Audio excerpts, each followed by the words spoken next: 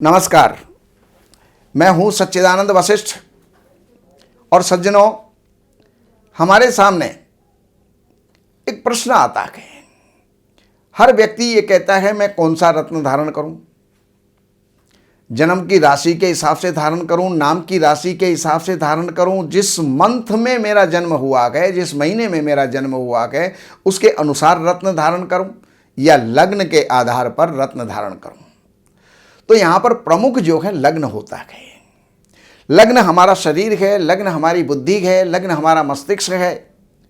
तो लग्नेश को बल देना सबसे श्रेष्ठ होता है। तो अब मैं बताने जा रहा हूं मकर राशि वालों के लिए, मकर लग्न वालों के लिए। मकर लग्न का मालिक जो है शनि होता है और ये मकर और कुंभ दो स्थानों का मालिक है। शनि लग्न का भी मालिक है, दूसरे स्थान का भी मालिक है। तो लग्न शरीर है, बुद्धि है, दूसरा स्थान धन है, कुटुंब है, वाणी है। तो इसको बल देने के लिए आपको नीलम रत्न धारण करना चाहिए। तीसरे नंबर पर तीसरा जो स्थान है वो है मीन राशि। तो मीन राशि का जो मालिक होता है वो बृहस्पति होता है और ये बृहस्पति तीसरे स्थान का मालिक भी है और 12वें स्थान का मालिक भी है। तो बृहस्पति इस कुंडली के अंदर, मकर लगन की कुंडली के अंदर बृहस्पति पापी हो जाता है और लग्नेश यानी शनि का शत्रु भी है। इसलिए हमें पुखराज कभी भी नहीं पहनना चाहिए। चौथे स्थान का जो मालिक है वो आपके मंगल है और मेष राशि है, वहां पर इसकी दूसरी राशि वृश्चिक 11वें स्थान में है। तो 11वें स्थान का मालिक होने के कारण से मंगल जो है पापी हो जाता है, लग्नेश का शत्रु हो जाता है। इसलिए हमें जीवन में कभी मूंगा रत्न भी नहीं पहनना चाहिए। 5वें स्थान का मालिक वो जो है आपके शुक्र है, वृष राशि है वहां पर और ये दशम का भी मालिक है।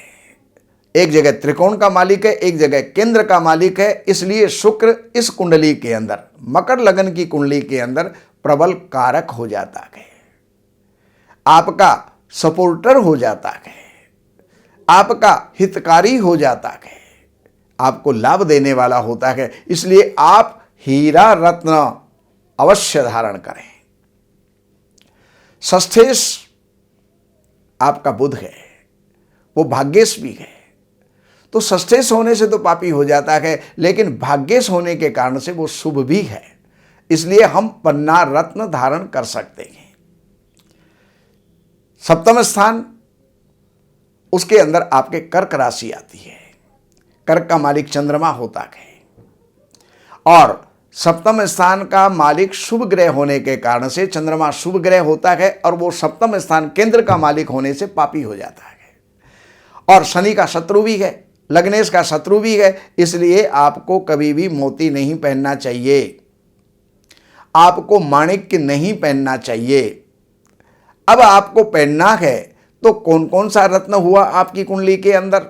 सबसे पहले हुआ नीलम, दूसरे नंबर पर आपके हुआ हीरा और तीसरे नंबर पर एमराल्ड अर्थात पन्ना।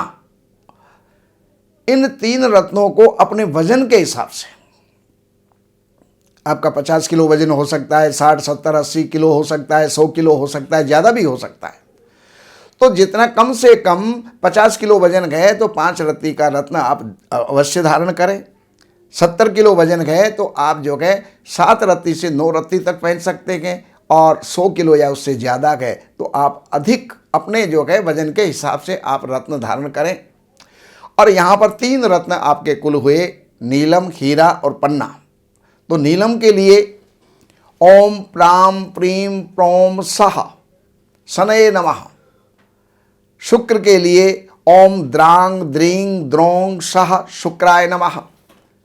और पन्ने के लिए, बुध के लिए ओम ब्राम ब्रीम ब्रोम सह बुधाय नमः। इनके 11,000 मंत्र जाप करवा के, दशांश हवन करके और प्राण प्रतिष्ठित करवा करके और आप रत्न धारण करके लाभ उठा सकते हैं। अब समस्या आती है रत्न लाएं कहाँ से? क्योंकि दुनिया के अंदर धोखा ही धोखा है। सही चीज़ कहाँ मिलेगी? तो उसके लिए इन नंबरों के ऊपर आप संपर्क कर सकते हैं।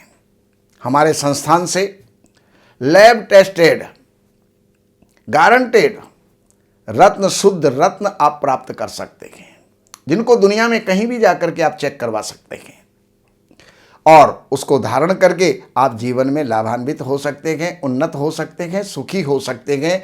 तो ये जो है इतना ही कह करके और मैं आपसे आज्ञा चाहता हूँ। नमस्कार।